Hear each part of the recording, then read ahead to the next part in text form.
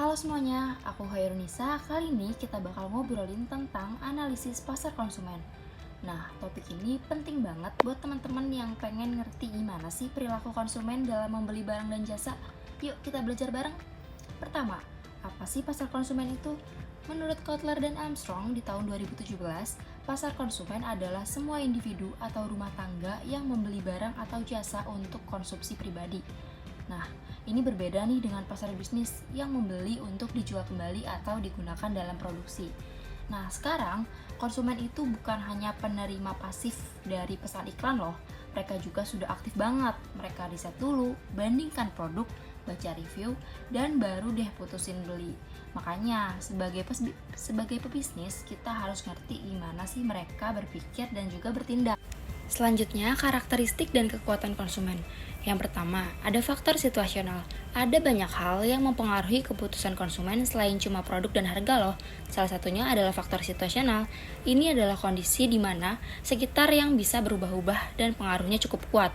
Misalnya, lingkungan fisik, kayak suasana toko, pencahayaan, musik, bahkan aroma di toko pun bisa bikin teman-teman betah atau malah pengen cepet-cepet keluar loh. Ada juga lingkungan sosial, seperti siapa aja sih yang ada di sekitar teman-teman saat belanja. Kadang kita pengen belanja cuma karena FOMO atau karena teman-teman atau mungkin keluarga yang ngajak kan. Selain itu ada waktu. Waktu juga penting. Pasti teman-teman punya waktu tertentu untuk belanja, entah pagi, sore, atau mungkin pas musim diskon. Terus juga mungkin ada definisi tugas, maksudnya kamu bisa beli buat kebutuhan apa, misalnya untuk hadiah atau beli kebutuhan sehari-hari. Dan juga jangan lupa ada keadaan pribadi, misalnya mood kamu lagi senang atau stres, atau bisa banget nih mempengaruhi kamu buat beli sesuatu. Faktor ini dari dalam diri kita sendiri, misalnya usia, pekerjaan, atau penghasilan, dan juga bisa gaya hidup. Kalau misalnya teman-teman nih, misalnya anak muda yang aktif, pasti suka produk yang kekinian dan trendy ya pastinya. Atau kalau kalian lagi capek dan stres, mungkin teman-teman jadi pengen beli cemilan favorit buat naikin mood. Nah, selanjutnya sekarang kita bahas teori keputusan perilaku dan ekonomi perilaku. Model ekonomi klasik menyebutkan konsumen selalu rasional, tapi kenyataannya nggak selalu begitu loh. Ada teori keputusan perilaku dan ekonomi perilaku yang bilang kalau kita sering pakai heuristik atau jalan pintas buat cepat memutuskan. Contohnya, heuristik ketersediaan. Kita cenderung percaya sesuatu yang gampang kita ingat, misalnya iklan yang sering muncul, atau heuristik representatif. Kita menilai sesuatu karena mirip dengan pengalaman sebelumnya. Selain itu, ada juga pembingkaian atau farming. Ini penting banget loh teman-teman, cara informasi disampaikan bisa bikin kita pilih beda. Misalnya, kalau produk dikatakan 90% bebas cacat, nah pasti kedengarannya lebih positif lah ya dibanding 10% cacat. Nah, padahal maknanya sama aja loh.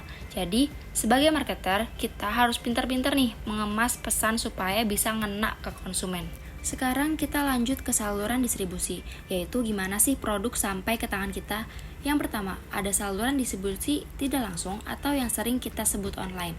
Yang pertama ada marketplace. Marketplace itu ada Tokopedia, Shopee, Bukalapak, dan lain-lain yang memungkinkan penjual berkumpul di satu tempat dan konsumen bisa membeli hampir semua jenis produk mulai dari pakaian hingga makanan. Yang kedua ada e-commerce. E-commerce adalah transaksi jual beli yang dilakukan lewat internet, baik melalui marketplace atau toko online milik satu perusahaan. Keuntungannya, transaksi jadi lebih cepat dan bisa dilakukan kapan aja.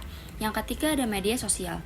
Media sosial seperti Instagram, Facebook, dan TikTok bukan cuma buat kayak eksis aja, tapi juga untuk promosi dan jualan.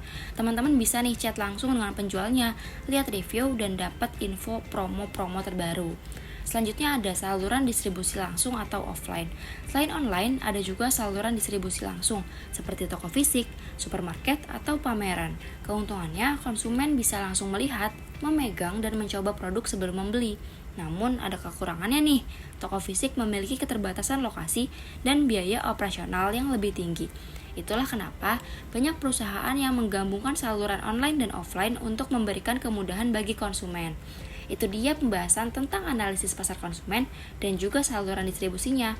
Semoga teman-teman makin paham gimana sih konsumen berpikir dan bagaimana produk itu sampai ke tangan kita. Segitu aja nih pembahasan kita kali ini. Jangan lupa like dan share video ini ya. Oh ya, jangan lupa juga subscribe juga. Jangan sampai jumpa di video berikutnya.